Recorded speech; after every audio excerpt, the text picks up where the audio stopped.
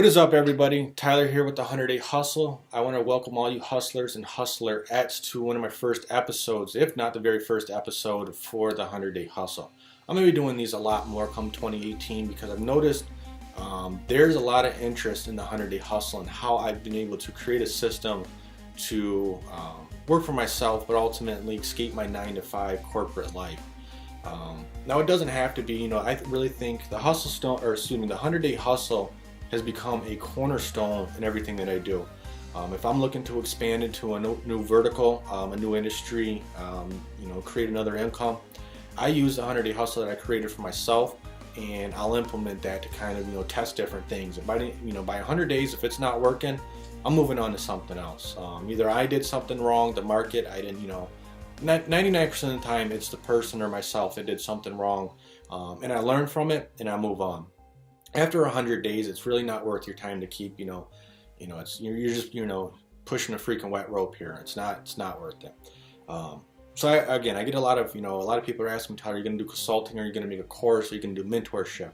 I need to keep growing my business, but I'm at the point where I can easily sustain, I'm paying my bills every month. I've got a little bit to put away, for a rainy day. So I'm at the point where I really can help people, and I haven't figured out if I'm going to do a course, an ebook, even a YouTube, video series. So we'll get to that. But I really want to implement what the key to the 100-Day Hustle is, and realistically, this should be just your key to life, and that is mindset. By far and few, does that even make sense? Far and few. Mindset is the number one thing. If you aren't motivated enough to, what the hell gets you out of bed in the morning? If you aren't motivated enough to do that, if you're not thinking positively, you got to change that. And I'll kind of go off here really quick. I watched a documentary on Jim Carrey, and it was from a show he did about a movie he did about Andy Kaufman. And Jim Carrey's not the only one that is like this. Many of your top Hollywood actors are like this. But this one kind of portrayed behind the scenes of Jim Carrey. He actually lived this character. He never came out of character in the whole film. And it actually kind of threw people off because they wanted to speak to Jim Carrey, and Jim wasn't around. It was Andy. And people that know about Andy Kaufman, from my understanding, he was a dick. The guy was an asshole. I don't know if he drank a lot, but I remember Jim Carrey was drinking and he'd pass out. He did not break character, and he was like this for all of his movies. And I always wondered that about him, because he can play a pretty obnoxious person. This is an extreme example, but Jim Carrey does not break character. And actually, he said into it when they're interviewing him recently. He goes, by the time I was done, I didn't know who my political views were. I didn't know what my religion was. And he said, that's how much of he got into character. And what I'm going to get at here is, you need to get into a character of who you want to be, not who you are. To give you an example, my character previously has been, I was broke. I didn't know how to manage money. I was hanging around people that were negative. So I needed to break that character and become whole nother character that, that portrayed who I was going to be, who I wanted to be, and where I was going to get.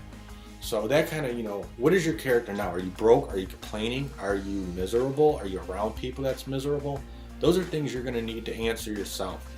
But getting back into mindset, I'll share a story that, truly mindset saved my life. This was back when I enlisted in military shortly after high school. We were training one day and I sustained an injury that led to an open wound. I didn't think much of it, kept going, and about a few hours later, I'm thinking, holy hell, did I break my leg? Did I break my foot? It hurt pretty bad. So again, I didn't want to go to sick call or anything like that, because sick call in the military is really just for a bunch of broke dick people, not wanting to train, wanting to get out, wanting to complain. What they say, misery loves company. So those people in sick call, they're always bitching about something. I wasn't that type of person. Anyways, a few hours later, I'm hobbling around. I couldn't even freaking walk on it. One of the sergeants goes, what the hell's wrong with you? Why are you limping around? Shit, I don't know. This hurts. I don't know if I broke my foot. You'll be fine. We'll keep an eye on it. A few hours later, I'm like, this thing was throbbing with every pulse my beat. Every time my heart beat, this thing freaking throbbed. So I remember I'm over. I'm just like, fuck, this hurts. I hope it didn't break it. So the next sergeant comes in and goes, come on, you're going to the hospital. They took me to the hospital, and they did a swab, and they're like, wow, this is a bad infection. The infection, it was resistant to one of the most popular antibiotics, which is methicillin. It's not, it would take to vancomycin, which is another antibiotic, so they started giving me on that. The thing is, if this infection actually became resistant to the vancomycin antibiotic, I was done. So they started giving me vancomycin's an intravenous drug. They put it in your, so IV drug. They put it in my veins, and it's an extremely harsh drug. I forget the time, how much, but they actually had to, after a certain amount of time, they'd have to switch arms or limbs, because your whole arm became bruised. Is how harsh this antibiotic was. So they kept an eye on it, and I remember they drew a permanent marker around the line, just to track the infection. Is it spreading? Is it getting, is it going to get smaller? So that's an old school method. So they took a permanent marker on my leg. They drew where the infection was. Came back the next morning, and it had gone outside that line. So clearly the infection was spreading. And they knew at the time. I didn't realize how deadly this infection was. But these people were almost, I swear, they're pretty much as dumb as I was, as far as how shit worked. I forget the old saying. They said, what's a doctor do that fails out of med school? Well, they join the army. So that's kind of gives you an idea of the people that I was dealing with. At one point, the actual chaplain came in and went over my benefits, because when you're in the military, you can get, obviously you get life insurance, all types of that. You're on TRICARE, all that fun stuff.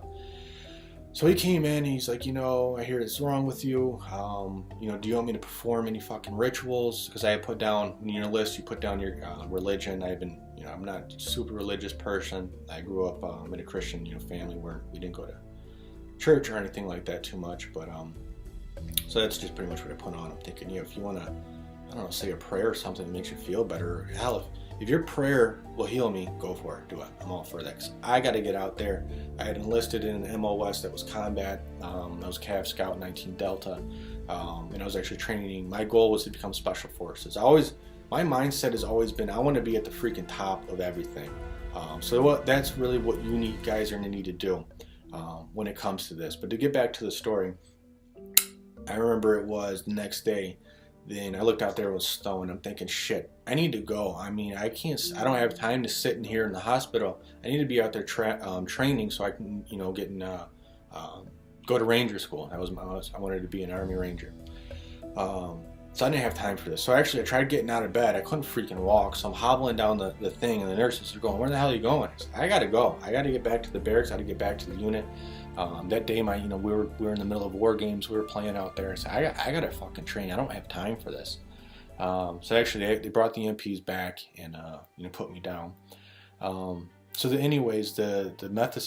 vancomycin, it wasn't taking, and I really don't remember how in the hell it happened. I remember one night, a Air Force nurse came in. I'm thinking, oh, thank God, Air Force. Maybe they're trained better than these Army, because these fucking Army people are stupid.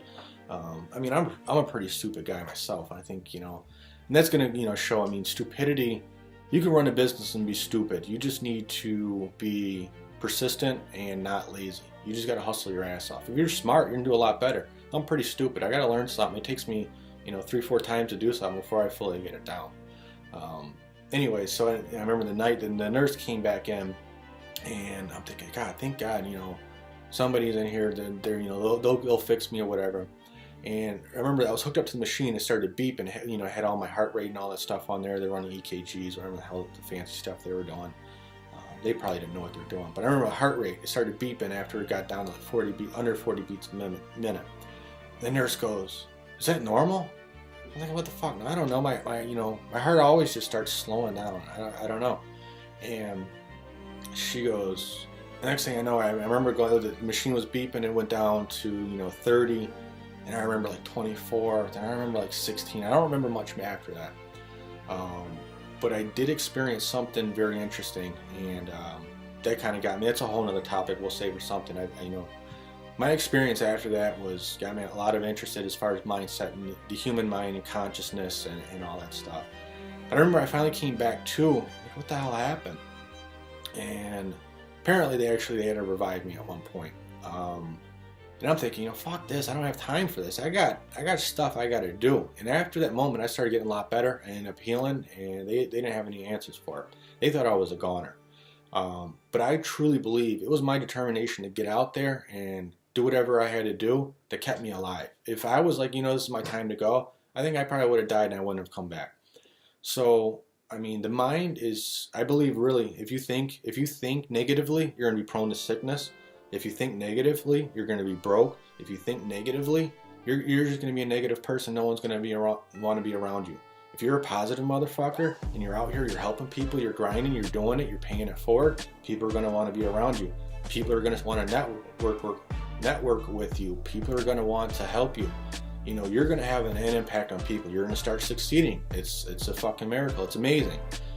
So by far, I'm kind of rambling on here. I'm going to close this, but mindset is every day. It's the old saying. Either you run the day or the day runs you. If you're not in the proper mindset to succeed, to conquer this day, you're not going to make it. So whenever I'm going to implement this course or an ebook, whatever that is, don't be your own worst enemy. I mean, I still have plenty of to learn. I'm not Mr. Happy-go-lucky all the time. Things, but I'm at the point where I'm able to identify if I'm being a negative Nancy out here and bitching about stuff, and I can pivot and say, wow, I really shouldn't look at it from this angle. Let's look at it from an optimistic point of view, and how are we going to conquer this hurdle, how are we going to get over it, and how are we going to move forward. And that is really the key to being an entrepreneur and being successful. You need to be optimistic. You need to think of light. Life is very short. It can end at any moment. From the time you get in your car and you're driving somewhere, people die in accidents all the time. People just die, whether it be a blood clot. So life is precious. You need to understand that. You need to make the most of it. You need to be happy. You need to be optimistic. You need to take control of your life. And we'll save that for a little bit video, some of the higher level mindsets to kind of get you guys in. And by no means, I'm no genius as far as this. A lot of the stuff that I'll be preaching, I've learned from others, either reading their books, studying them, or just chit-chatting with somebody that's kind of had a unique experience. So with that being said, I'm not going to stop preaching the mindset. It's going to be out there. But we'll get into systems and tools a little bit later and some things that'll help. But again, not in the mindset is number one. So let me know if you guys liked the video. Hopefully it wasn't too long for you. I'll try to keep some of them more short and sweet to the point. But with that being said, Tyler with the 100 Day Hustle. I'm out, and I'll see you guys on the other side.